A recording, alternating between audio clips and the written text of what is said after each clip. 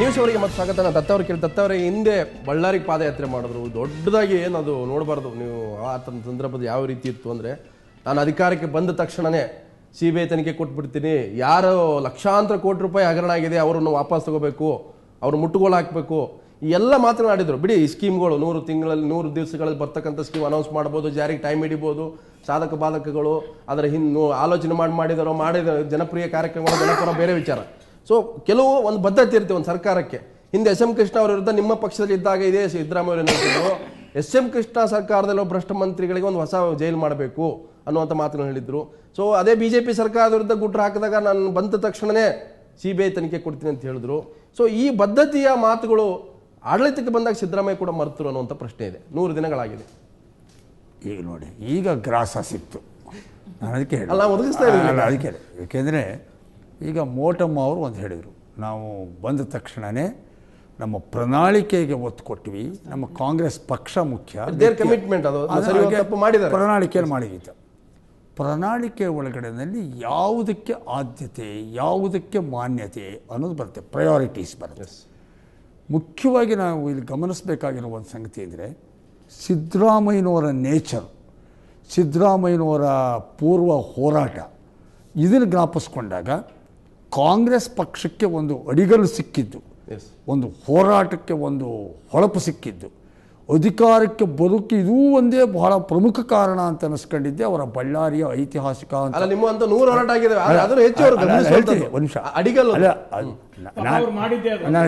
ಅವ್ರು ಮಾಡಿದ್ದೆ ಒಂದಾದ್ರಿಂದ ಅಲ್ಲ, ಇಲ್ಲಿ ಡೈವರ್ಟ್ ಮಾಡಬೇಡ.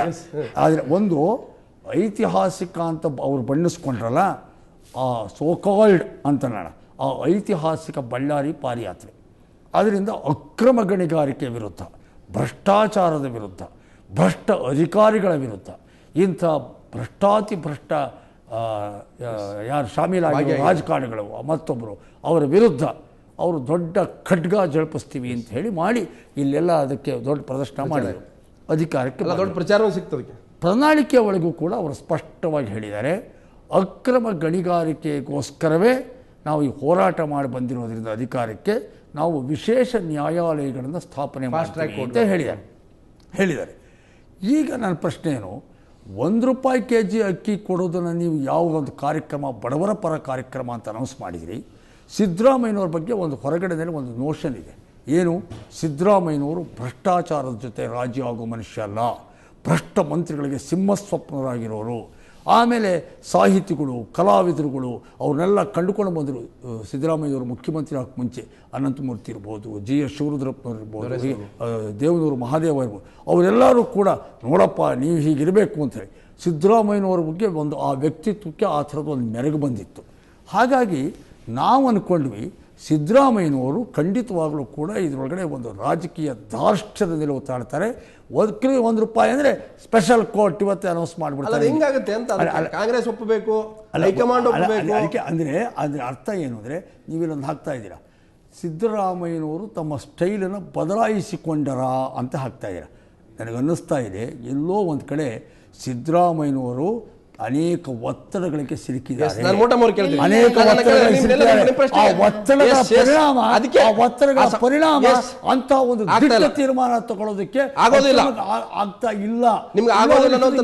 ಸಿದ್ದರಾಮಯ್ಯನವರು ಒಬ್ಬರಿಗೆ ಬಿಟ್ಟಿದ್ರೆ ಬಹುಶಃ ಮಾಡ್ತಿದ್ರು.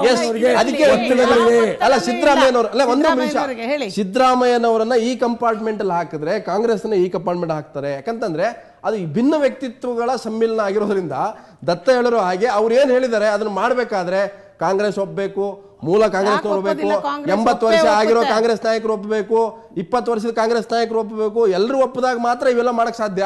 ಅಲ್ಲ ಕಾಂಗ್ರೆಸ್ ಯಾಕೆ ಒಪ್ಪೋದಿಲ್ಲ? 3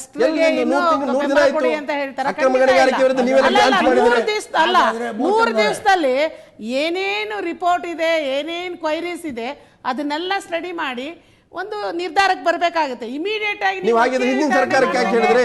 ಮಧುಸೂದನ್ ಸರ್ಕಾರ ಇದ್ದಾಗ ಯಾಕೆ ವಿಳಂಬ ಮಾಡ್ತಾ ಇದ್ರಿ? ಯಾರು ರಕ್ಷಣೆ ಮಾಡ್ತಾ ಇದ್ರಿ? ಇಮಿಡಿಯೇಟ್ ಅವನ್ ಮೋಟಮೋರೆ, ಅಕ್ಕಿ ಸಿಗುತ್ತಾ, ದುಡ್ಡು ಏನು ಯೋಚನೆ ಮಾಡಿದ್ರೆ ಮಾಡಿ ಆಮೇಲೆ ಸಿದ್ಧತೆ ಮಾಡ್ಕೊಂಡ್ರಿ. ಇದಕ್ಕೆ ಕಾಸು ಕರಿಮಣಿ ಖರ್ಚಿಲ್ಲ, ಪೂರ್ವ ತಯಾರಿ ಬೇಕಾಗಿಲ್ಲ. ಮೊದಲು ನಾಳೆನೇ ಶಿಕ್ಷೆ ಕೊಡಿ ಅಂತ ಯಾರು ಹೇಳ್ತಿಲ್ಲ. ನೀವು ಅಲ್ಲ, ನಮ್ಮ ಸಂಪತ್ತು ಉಳಿತದೆ, ನಮ್ಮ ರಾಜ್ಯದ ಬೊಕ್ಕಸಕ್ಕೆ ಬರುವಂತ ಹಣ ಅದು ಯಾರೇ ಪಕ್ಷಗಳು ಎಲ್ಲ ಹೇಳೋದು? ಅಕ್ರಮ ಗಣಿಗಾರಿಕೆ ಯಾವ್ಯಾವ್ದಿರುವ Yes, ಒಂದೇ ದಿನದಲ್ಲಿ CBI ಮುಂದಿರೋವು, ಇಲ್ಲೇ ಇರೋವು, ಸೇರ್ಕೋಬೇಕಾಗಿರೋವು, ಒಂದ್ ನಿಮಿಷ ಎಲ್ಲ ಸೇರ್ಸ್ ಮಾಡ್ಬೋದಲ್ಲ. ಇಲ್ಲ. ಅಲ್ಲ, ನಿಮಗೆ ಎಲ್ಲ ನೋಡಿ, ನಾನು ಹೇಳೋದು, ಭ್ರಷ್ಟಾಚಾರದ ಬಗ್ಗೆ ನಿಮ್ಮ ಸರ್ಕಾರಕ್ಕೆ ಯಾವುದೇ ಇಚ್ಛಾಶಕ್ತಿ ರೀತಿಯ ಆಗಿಲ್ಲ ಅಥವಾ ಸರ್ಕಾರಕ್ಕಾಗ್ಲಿ ಕಾಂಗ್ರೆಸ್ ನಾಯಕರನ್ನ ಉಳಿಸ್ತಾ ಸಿದ್ದರಾಮಯ್ಯನವ್ರಿಗಾಗ್ಲಿ ಇದ್ದೀರಾ? ರಾಜಿ ಇಲ್ಲ. ಯಾವ ಶಕ್ತಿ ನಿಮಗೆ ಸಿಬಿಐ ತನಿಖೆ ಕೊಡಕ್ಕೆ ಹಿಂದೆಟಾಗ್ತಾ ಇದೆ? ಇಲ್ಲ ಯಾವ ಶಕ್ತಿ? ಕಾಂಗ್ರೆಸ್ ಶಕ್ತಿ. ಅಲ್ಲ ಖಂಡಿತ ಅಲ್ಲ. ಕಾಂಗ್ರೆಸ್ ಶಕ್ತಿಗೆ ಯಾಕೆ ಆ ರೀತಿ ಒಂದು ಭಾವನೆ ಬರ್ತದೆ? ಭ್ರಷ್ಟರನ್ನ ಅಲ್ಲಲ್ಲ, ಭ್ರಷ್ಟರನ್ನ ಹತ್ತಿಕ್ಕ ಬಗ್ಗೆ, ಭ್ರಷ್ಟರ ಬಗ್ಗೆ ಕ್ರಮ ತೆಗೆದುಕೊಳ್ಳೋದ್ರ ಬಗ್ಗೆ ಕಾಂಗ್ರೆಸ್ ಯಾಕೆ ಹತ್ತಿಕ್ತದೆ? ಅಲ್ಲ, ಮೈನ್ಸ್ ಅಂಡ್ ಜಿಯಾಲಜಿ ಡೈರೆಕ್ಟರ್ ಅವ್ರನ್ನ ಟ್ರಾನ್ಸ್ಫರ್ ಮಾಡಿದ್ರಿ, ಶ್ರೀನಿವಾಸ್ ಅವ್ರನ್ನ. ಫ್ರೀಡಂ ಪಾರ್ಕ್ ಇಂದ ಇವರು ಪಾದಯಾತ್ರೆ ಸ್ಟಾರ್ಟ್ ಮಾಡಿದ ದಿನ ಸಿಬಿಐ ತನಿಖೆಗೆ ಒಪ್ಪಿಸಲೇಬೇಕು. ಅಲ್ಲ, ಇಡೀ ಸರ್ಕಾರ ಒಪ್ಪಿಸಲೇಬೇಕು. ಸರ್ಕಾರ ಏನು ಮಾಡಿದೆ? ನಿಮ್ ಸರ್ಕಾರ ಎಲ್ಲ ನಿಮ್ಮ ಸರ್ಕಾರ ಇದ್ದಾಗ ಮೋಟಮ್ನವರು ಇಲ್ಲಿಂದ ಏನು ಬಾಜಾ ಭಜಂತ್ರಿ, ಆ ನೃತ್ಯಗಳು, ಆ ಇದ್ರಲ್ಲಿ ಎಲ್ಲಿ ಬಳ್ಳಾರಿವರೆಗೆ ಅದು ಏನು ತಲೆವಾರಿ ಇತ್ತು ಅಂದ್ರೆ ಒಂದು ಹೋರಾಟ ಮಾಡಿದ್ದೀನಿ, ತಪ್ಪಿಲ್ಲ. ಆದ್ರೆ ಅವಾಗಿದ್ದಂತ ಜೋಶ್ ಇದೆಯಲ್ಲ, ಆಡಳಿತ ಮೇಲೆ ಹೋಯಿತು. ಯಾರನ್ನು ಉಳಿಸ್ತಾ ಇದ್ದಾರೆ? ಅದು ಒಂದ್ ಸಂಗತಿ. ಇಲ್ಲ ಪಾಪ ನಮ್ಮ ಅಕ್ಕ ಮಾತಾಡಕ್ ಆಗಲ್ಲ, ನಮ್ಮ ಅಕ್ಕ ಮಾತನಾಡ್ಲಿಕ್ಕೆ ಆಗಲ್ಲ. ಕೆಲವು ಪಾಪ ಅವರಿಗೆ ಇರುಸು ಮುರುಸು ಯಾವ್ದು ಅಂತ ಹೇಳ್ತೀನಿ ನಾನು. ಏನಂತಂದ್ರೆ ಈಗ ನೋಡಿ, ಒಮ್ಮೆ ಅವರು ಇಡೀ ಅವ್ಯವಹಾರವನ್ನ ಅವ್ರ ಅಕಸ್ಮಾತು ಅವರು ತನಿಖೆ ಕೊಡಬೇಕು ಅಂದ್ರೆ ಯಾವ್ದಾರ ಆಧಾರದ ಮೇಲೆ ತನಿಖೆ ಕೊಡಬೇಕಾಗತ್ತೆ. ಅವರು ಸಂತೋಷ್, ನಮ್ಮ ಲೋಕಾಯುಕ್ತರಾಗಿದ್ದಂಥವ್ರು ಸಂತೋಷ್ ಹೆಗಡೆ ಅವರು ಕೊಟ್ಟಂತ ರಿಪೋರ್ಟ್ ಕೊಡಬೇಕಾಗತ್ತೆ. ಸಂತೋಷ್ ಹೆಗಡೆ ಅವರು 2 ರಿಪೋರ್ಟನ್ನು ಕೊಟ್ಟಿದ್ದಾರೆ. ಒಂದು ಮೊದಲನೇ ರಿಪೋರ್ಟ್ನಲ್ಲಿ ಅವರು ಧರ್ಮಸಿಂಗ್ ಅವರ ಆಡಳಿತದಲ್ಲಿ, SM ಕೃಷ್ಣ ಅವರ ಆಡಳಿತದಲ್ಲಿ ನಡೆದಿರುವಂಥ ಅವ್ಯವಹಾರಗಳ ಬಗ್ಗೆನೂ ಬರೆದಿದ್ದಾರೆ. ಅದರಲ್ಲಿ ಆನಂತರ ಬರೆದಿರೋದ್ರಲ್ಲಿ ಅವರು ಕುಮಾರಸ್ವಾಮಿ ಅವ್ರ ಕಾಲದಲ್ಲಿ, ಯಡಿಯೂರಪ್ಪನವ್ರ ಕಾಲದಲ್ಲಿ ನಡೆದಿರುವಂಥದ್ದನ್ನು ಸಹ ಬರೆದಿದ್ದಾರೆ. ಈಗ ಅವ್ರು ಕೊಡಬೇಕಾದ್ರೆ ಏನಾಗುತ್ತೆ ಅಂತಂದ್ರೆ ಬರೀ ಕುಮಾರಸ್ವಾಮಿ ಮೇಲೆ, ಬರೀ ಯಡಿಯೂರಪ್ಪನವ್ರ ಮೇಲೆ ಮಾತ್ರ ಕೊಡಕ್ಕಾಗಲ್ಲ. ಎಲ್ಲರೂ ಅವ್ರು ಕೊಡಬೇಕಾದ್ರೆ ಅವರು ನಾನು ಹೇಳ್ತಾರೆ ಬರೀ SM ಕೃಷ್ಣ, ಧರ್ಮಸಿಂಗ್ ಬಿಡ್ರಿ, ಈಗ ಒಂಥರ ಅವರು ಔಟ್ಡೇಟೆಡ್ ಆಗಿ ಹೋಗ್ಬಿಟ್ಟಿದ್ದಾರೆ. ಆದ್ರೆ ಅದರಲ್ಲಿ ಜ್ವಲಂತವಾಗಿ ಉರಿತಾ ಇರುವಂತ DK ಶಿವಕುಮಾರ್ ಇದ್ದಾರೆ. ಲಾರ್ಡ್ ಕಂಪನಿ ಬರುತ್ತೆ. ಹಾಗಾಗಿ ಪಾಪ ಬಹಳ ಸಂಕಟಕ್ಕೆ ಸಿಕ್ಕಾಕೊಂಡಿದ್ದಾರೆ ಅವರು.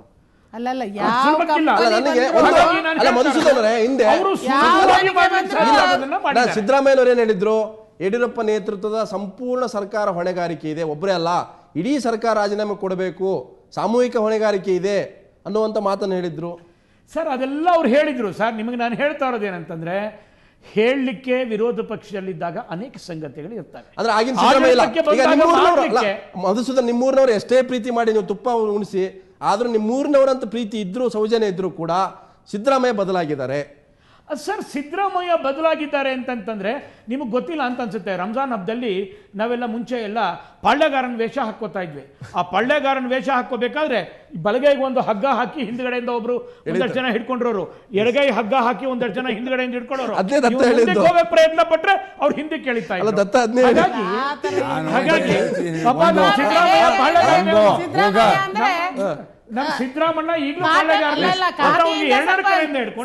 ಹಾಕ್ಲಿಕ್ಕೆ ಶುರು ಮಾಡಿದಾರೆ. ಇನ್ಯಾವ ಬದಲಾವಣೆನೂ ಇಲ್ಲ, ನಡವಳಿಕೆಗಳು. ಅಲ್ಲ, ಪ್ಯೂರ್ ಕಾಂಗ್ರೆಸ್ ಲೀಡರ್ ಆಗಿದ್ದಾರೆ ಅಂತ ಈಗ. ಅಲ್ಲ, ದತ್ತ ಅವರು ಪ್ಯೂರ್ ಕಾಂಗ್ರೆಸ್ ಲೀಡರ್ ಆಗಿದ್ದಾರೆ ಈಗ. ಎಲ್ಲಾರು ಆರಾಮಾಗಿ ಕಾಂಪ್ರಮೈಸ್ ಆಗಿ ಯಾವುದನ್ನ ರಾಷ್ಟ್ರವಾಗಿ ಈಗ ಸಿದ್ದರಾಮಯ್ಯನವರಿಗೆ ಈಗ ವಾಸ್ತವಗಳ ಅರಿವಾಗ್ತಾ ಇದೆ. ಇದುವರೆಗೆ ಸಿದ್ದರಾಮಯ್ಯನವರು ಸೈದ್ಧಾಂತಿಕವಾದ ಒಂದು ಮಾತನ್ನು ಮೊನ್ನೆ ನಮ್ಮ BL ಶಂಕರ್ ಅವರು ಹೇಳಿದರು. ಅವರು ಭಾಳ ಸ್ಪಷ್ಟವಾಗಿ ಹೇಳಿದರು. ಮೋಟಮ್ಮ ಅವ್ರಿಗೆ ಜ್ಞಾಪಿಸೋಕ್ಕೆ ಇಷ್ಟಪಡ್ತೀನಿ. BL ಶಂಕರ್ ಹೇಳಿದರು ಏನಂತ ಮೊನ್ನೆ TV9 ನನ್ನ ಜೊತೆ ಸಂವಾದದಲ್ಲಿ. ಒಂದು ಒಪ್ಕೋತೀವಿ, ಏನು ಅಂದರೆ ಸಿದ್ದರಾಮಯ್ಯನವರು ಜನತಾದಳ ಸರ್ಕಾರದಲ್ಲಿ ಇದ್ದಾಗ ಎಷ್ಟು ಸ್ವತಂತ್ರವಾಗಿ ವರ್ತಿಸ್ತಾ ಇದ್ರೋ ಅಷ್ಟು ಸ್ವಾತಂತ್ರ್ಯ ಈಗ ಕಾಂಗ್ರೆಸ್ ಸರ್ಕಾರದಲ್ಲಿ ಕಷ್ಟ ಇದೆ ಅನ್ನೋದನ್ನ ಅವರೊಂದು ರೀತಿ ಅನುಭವ, ಎಲ್ಲ ಅನುಭವಗಳೇ ಅಲ್ಲ. ಹಾಗಾಗಿ ನಾನು ಒಂದನ್ನು ಹೇಳ್ತೀನಿ, ಈಗ ನೋಡಿ ಕಷ್ಟ ಆದ್ರೆ ನೋಡಿ ಒಂದು ಹೇಳ್ತೀನಿ ಕೇಳಿ. ಈಗ ಕೊಟ್ಟಿದಾರಲ್ಲ ಅವ್ರಿಗೆ, ಅಲ್ಲ ಹ್ಯಾಂಡ್ ಅನ್ನೋದು ನಿಮ್ ಸಿಂಬಲ್ ಮೇಡಮ್, ಅದು ಫ್ರೀ ಹ್ಯಾಂಡ್ ಅದು ನೀವು ಹೇಳ್ಬೇಡಿ. ಒಂದು ಹೇಳ್ತೀನಿ, ಏನು ಅಂದರೆ ಜನ ತಪ್ಪು ಹೇಳಿದೆ. BL ಶಂಕರ್ ಅವ್ರು ಹೇಳಿದ್ದಲ್ಲ, ಇವರು ಔಟ್ಲುಕ್ ಎಡಿಟರ್ ಕೃಷ್ಣ ಪ್ರಸಾದ್ ಹೇಳಿದ್ರು. ಸಾರಿ ನಾನು ಇಲ್ಲ, ವಾಪಸ್ ತಗೋತೀನಿ, Yes. ತಪ್ಪು ಕೃಷ್ಣ ಮಾಹಿತಿ. ಪ್ರಸಾದ್. ಕೃಷ್ಣ ಪ್ರಸಾದ್ ಹೇಳಿದ್ರು. ಅಂದ್ರೆ ಒಬ್ಬ ಅಂದ್ರೆ ಈಗಲೂ ವಿಚಾರವಂತ ಅಲ್ಲ, ಜನತಾ ಪತ್ರಕರ್ತ. ಲೀಡರ್ ತರನೇ ಕಾಣ್ತಾ ಇದ್ರಿ ಈಗ. ಅಂದ್ರೆ ಕೃಷ್ಣ ಪ್ರಸಾದ್ ಅಂತ ಒಬ್ಬ ಪತ್ರಕರ್ತ ಕಂಡುಕೊಂಡಿರೋ ಹಾಗೆ ಸತ್ಯ ಏನು ಅಂದರೆ ಸಿದ್ದರಾಮಯ್ಯನವ್ರಿಗೆ ಆಗಿದ್ದ ಸ್ವಾತಂತ್ರ್ಯ ಈಗಿಲ್ಲ ಅಂಥೇಳಿ. ಆದ್ದರಿಂದ ಅಲ್ಲಿಗೆ ಅರ್ಥ ಏನು, ಈ ಪತ್ರಕರ್ತರು ನಿಮ್ಗಳ ಬಗ್ಗೆ ನಮಗೆ ಗೌರವ ಇದೆ, ನೀವು ನಿರ್ವಿಕಾರವಾಗಿ ಹೇಳ್ತೀರಾ ಅಂತ. ಹಾಗಾಗಿ ನಿರ್ವಿಕಾರವಾಗಿ ಹೇಳುವಂಥ ಒಬ್ಬ ಪತ್ರಕರ್ತನ ಅಭಿಪ್ರಾಯನ ನಾವು ಮಾನದಂಡವಾಗಿ ಇಟ್ಕೊಂಡ್ರೆ ಖಂಡಿತವಾಗ್ಲೂ ಸಿದ್ದರಾಮಯ್ಯ ಈಗ ಕಾಂಗ್ರೆಸ್ ಲೀಡರ್ ಅಂತ ಒಪ್ಕೊಳ್ಳೋಕೆ ಏನು ಸಮಸ್ಯೆ ನಿಮಗೆ? ಅದೇ ನಾನು that is what I am saying. Europe ತೈಲ ಸಿದ್ದರಾಮಯ್ಯನವರೀಗ ಕಾಂಗ್ರೆಸ್ ಕಲ್ಚರ್ಗೆ ಹೊಂದ್ಕೋತಾ ಇದ್ದಾರೆ. ಸಿದ್ದರಾಮಯ್ಯನವರು ಬರೀ ಕಾಂಗ್ರೆಸ್ ನಾಯಕರಲ್ಲ, ಸಿದ್ದರಾಮಯ್ಯನವರು ಇನ್ ಮುಂದಕ್ಕೆ ಬಿಜೆಪಿ ನಾಯಕರು ಆಗ್ಬೇಕು ಅಂತ ಹೇಳಿ ನೀವು ಒಪ್ಕೋತೀರಾ? ಅಲ್ಲಲ್ಲ ಸರ್, ನಾನು ಹೇಳ್ತಾರೆ ಬಿಜೆಪಿ ನಾಯಕರು ಯಾಕೆ ಆಗ್ಬೇಕು ಅಂತಂದ್ರೆ ಅದನ್ನ ನಾನೆಲ್ಲ ಹೇಳಿರುವಂತದ್ದು. ನನ್ನ ಅಂಬರೀಶ್ ಅವರು ಹೇಳ್ಬಿಟ್ಟಿದ್ದಾರೆ, ಅವರು ಮೋದಿ ರೀತಿ ಆಗಬೇಕು, ಬಿಜೆಪಿಯ ರೀತಿ ಆಗಬೇಕು. ಬಿಜೆಪಿ ನಾಯಕರಾಗಬೇಕಂತ ಚರ್ಚೆ ಮಾಡ್ತೇವೆ, ಅದ್ರ ಬಗ್ಗೆ ಆ ವಿಷಯ ಕೂಡ ಇದೆ, ಅದ್ರ ಬಗ್ಗೆ ಚರ್ಚೆ ಮಾಡ್ತೇವೆ. ಅದಕ್ಕಿಂತ ಇನ್ನೊಂದು